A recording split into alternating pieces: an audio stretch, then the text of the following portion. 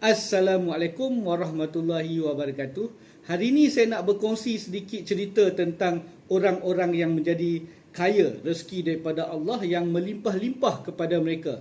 Saya duduk berbual dengan ada 2-3 orang ni. Mereka menceritakan bagaimana habit mereka hingga membuatkan Allah memberikan rezeki kepada mereka. Di akhir video ini saya akan berkongsi sedikit tentang cerita mereka. Tapi sebelum tu saya nak berkongsi tentang cerita bagaimana Qarun menjadi kaya. Cerita ini dibawakan oleh Ustaz Oni. Dan saya tengok cerita yang dibawa oleh Ustaz Oni ni, bagaimana Qarun menjadi kaya ni, ada kena sedikit dengan kisah-kisah mereka yang bercerita kepada saya bagaimana Allah memberikan rezeki yang luas kepada mereka. Okey, kita dengar ni dulu dan kemudian kita akan sambung dengan cerita yang saya akan kongsikan di hujung video nanti. Kita dengar ni dulu. Bagaimana Qarun ni boleh jadi kaya? Asal ke memang dia dah kaya asal ke dulu tak berapa nak kaya? Baik. Ada riwayat yang menyebutkan bahawa Qarun ni adalah termasuk di kalangan ulama Bani Israel. Orang yang jenis cerdik reti tentang hukum hakam. Sebab apa? Sebab dia sepupu Nabi Musa. Sepupu Nabi. Kita baru sepupu Tok Guru. Kita baru mungkin sepupu orang-orang hebat. Ulama-ulama besar. Ni sepupu Nabi. Dia orang yang dekat, orang yang akrab dengan Nabi Musa dan Nabi Harun. Jadi dikatakan dia ni sebahagian daripada ulama besar Bani Israel. Dan dahulunya dia adalah seorang yang miskin. Tapi antara sifat yang boleh dipuji pada Qarun ialah walaupun keadaan dia masa tu miskin, sifat dia suka menderma dan bersedekah pada orang. Suka bagi bantuan pada orang. Dia tu dah miskin dah.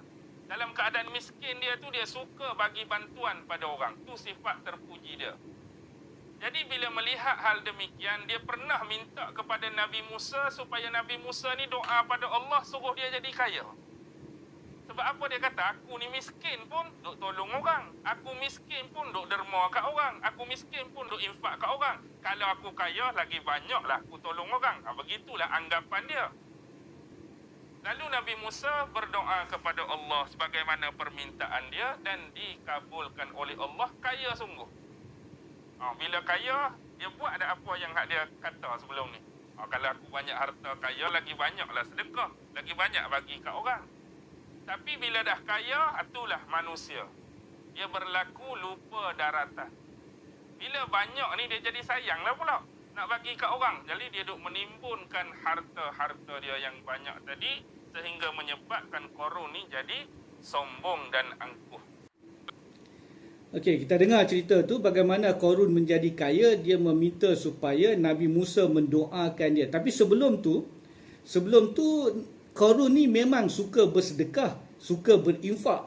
Jadi apabila Nabi Musa AS memohon doa dengan attitude ataupun sifat Qarun itu sendiri, maka Allah memakbulkan doa Nabi Musa AS dan memberikan kekayaan kepada Qarun ini.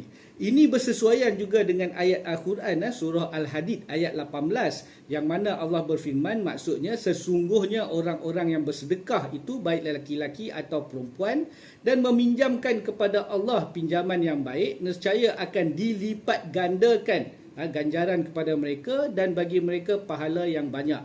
Selain itu ada juga hadis daripada Anas bin Malik radhiyallahu an yang mana Nabi SAW bersabda kepada Zubair bin Al-Awwam, hai Zubair, Rasulullah bersabda kan, ketahuilah bahawa kunci rezeki hamba itu ditentang arash yang dikirim oleh Allah Azza wa Jalla kepada setiap hamba sekadar nafkahnya.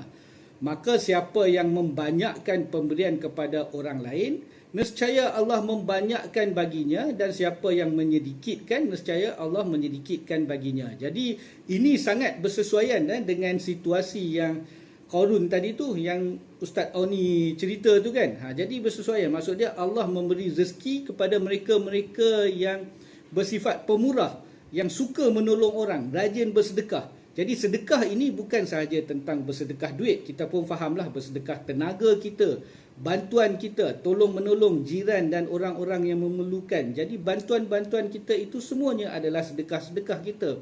yang mana dengan bantuan suka menolong orang, membantu orang ini akan membuatkan Allah memberi rezeki yang luas kepada kita. Cerita yang saya nak sampaikan ini sangat menarik sebab ini juga adalah berkenaan dengan orang ini yang mana Allah berikan rezeki yang sangat luas ini. Sebelumnya dia adalah seorang yang sangat suka menolong orang. Ini yang diceritakan kepada saya lah. Dia kata dia sebelum tu memang suka.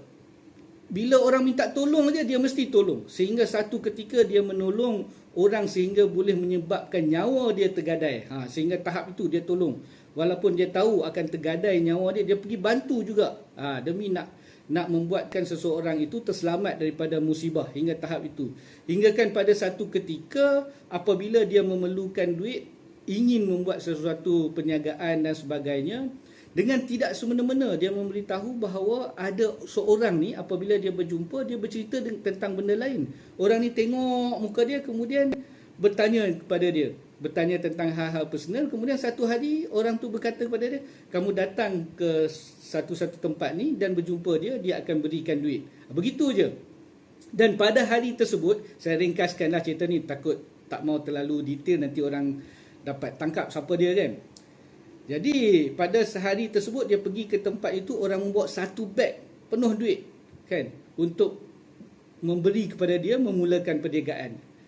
Jadi daripada situ orang itu terus membuat pelaburan kepada dia hingga berjuta-juta lah kita ceritakan. Sekarang ni dia mempunyai kilang yang besar, production yang hebat lah. Hingga dikatakan dia punya production sebulan sehingga 10 juta kan. Jadi setahun dah 120 juta. Ini kita cerita tahap itulah kan. Ada lagi yang lebih besar pun ada. Jadi saya nak sampaikan, dipendekkan adalah sifat bersedekah, sifat infak, sifat suka menolong orang, membantu orang lain ini akan membuka rezeki kita. InsyaAllah Allah akan melihat kita bila kita meminjamkan kepada Allah suatu yang baik. Allah akan memperbanyakkan apa yang kita berikan, akan bertambah, akan berlipat ganda.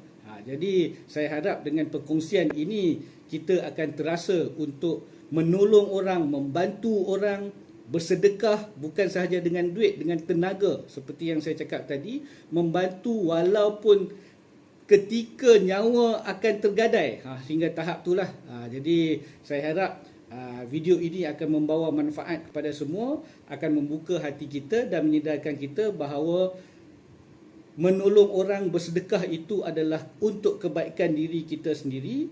Seperti yang kita biasa dengar bahawa bersedekah hingga kaya, bukan tunggu kaya untuk bersedekah. Setakat itu dulu. Sekian, wabillahi taufik wa hidayah. Wassalamualaikum warahmatullahi wabarakatuh.